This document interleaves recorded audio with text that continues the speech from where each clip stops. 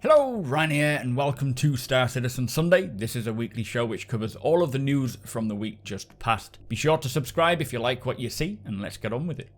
This week, Jumptown, Ninetails, and the Free Fly begins. We check out the work being done to improve the player characters, plus we see the latest on getting NPCs Planetside, and hear about when we could potentially see this rolling out. So this week's Inside Star Citizen took a look at the upcoming improvements to the character head assets and the DNA system. Now, the team are currently working to improve all the characters, and coming in Alpha 317 is a new round of improvements. For 317, we will have a wider range of available heads and ethnicities to choose from. They also adjusted the texture set and shading of the previously created heads, which make them look much more believable and sharper in detail. For the eyes in particular, they wanted to get a more realistic base of textures, and these new improved eyes include the new eye wetness that will create a better blend between the eyeball, the head, and the eyelids, giving a more realistic reflection.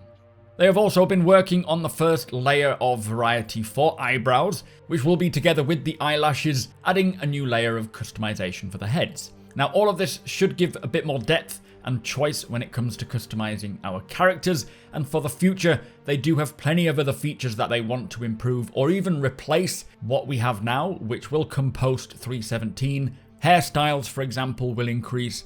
Freckles, moles, scars, and makeup too could be something for later on. Now, personally, I couldn't really see much of a difference between the old and the new during this episode, but I'm sure that once I'm in game, and when I get to customizing my character again, I will see the differences. But to be honest, I will just be happy if my character actually persists instead of reverting back to the default character every time I jump in. If that is the case for 317, then I will be more than happy. It is a shame that we won't be getting these new hairstyles, because I know they have been doing a lot of work on the hair shader and the hair tech, and we are yet to really see it in full swing. So, as I say, a shame we're not getting them for 317, but it is an ongoing job to keep the characters evolving, and I will enjoy each round of improvements we get when they are ready. Now, next up, we had an update from the team working on the planetary navigation mesh, which is the tech that will allow the NPCs, well, any form of AI, to navigate their way over the surface of the many moons and planets. Now, they want to make the worlds feel alive and reactive to the players, and to do this, they have been working on this planetary navigation tech. At this stage, being phase 0, they are at the engineering phase, so right now they are just converting the nav mesh from a flat surface to an environment that is curved. I'm assuming flat surfaces being landing zones, space stations, and so on, basically where we see the NPCs right now. They have this generation process of the tile, and the connection of the tiles generated connecting to other tiles in the nav mesh, and they have also improved the Pathfinder to be capable of using all these tiles. And what the AI system does is gather this information from the physics, and then it is told when a specific tile is built and created, and then it uses this information to generate a very detailed nav mesh on the planet. They have it so that it prioritizes the generation around any action that is happening. So if the AI are around a location that the player has landed in, then that section will be prioritized to give out that information. Now, this is all being created to be dynamic, as of course they cannot hand do this. They don't want to be tiling every section of the planet because they're clearly too big.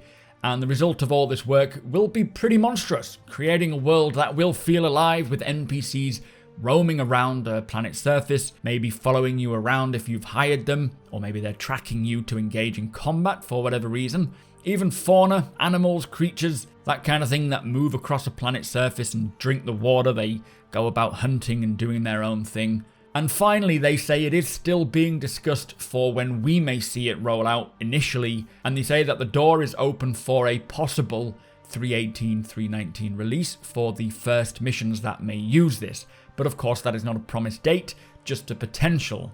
Now, for me, this tech is going to be a bit of another game changer, really, for Star Citizen, and it is really one of the keys to unlock a vast amount of gameplay and systems. And fingers crossed they can get it in for 318, which is the June patch. It does say for the first missions that will use it, so it probably won't be generated across the full planet, just the areas where the missions take place, maybe around a wreck or, I don't know, a homestead or an outpost. But I am very happy to hear that this is coming along and they are in the implementation stage. And it's also exciting to hear that they are at the point where this year could be the year that we start seeing it roll out. Anyway, that was Inside Star Citizen. Short but sweet. Let us move on. So also this week, the lore post was a new plain truth post titled Civilian Defense Farce, which reminds me I am still to read that, in fact, so I have no input at all about what it's about. The roadmap was updated, which was a great update this week, committing most of Alpha 317's features, excluding the ships so far, plus adding many new features to the progress tracker. And to learn more about this week's roadmap update, I have linked my video covering all the changes in the description below. Both Jumptown and Ninetails dynamic events are on over the next couple of weeks, with them kicking off yesterday and continuing through till March the 6th, I believe. I have linked the full schedule below so you can see when each event is happening so that you don't miss out. Star Citizen Live this week was with a couple of prop artists who were taking a cargo jack prop and converting it into a usable cargo jack prop, which was pretty interesting to watch the process unfold. But personally, what I like most about this is how the majority of props that we see in space stations, planetside locations, and so on are all being converted to be usable, as CIG don't want some of them to be usable and others not to be, as it would be very confusing for the player to know what they can use and what they can't. So they have been going through a lot of these props and converting them all, and this cargo jack will probably be quite useful. Finally, there is a new free fly going on and new discounted starter packages for those who are looking to get into Star Citizen. I have linked the post in the description below should you want to give it a go, and all you need is an RSI account.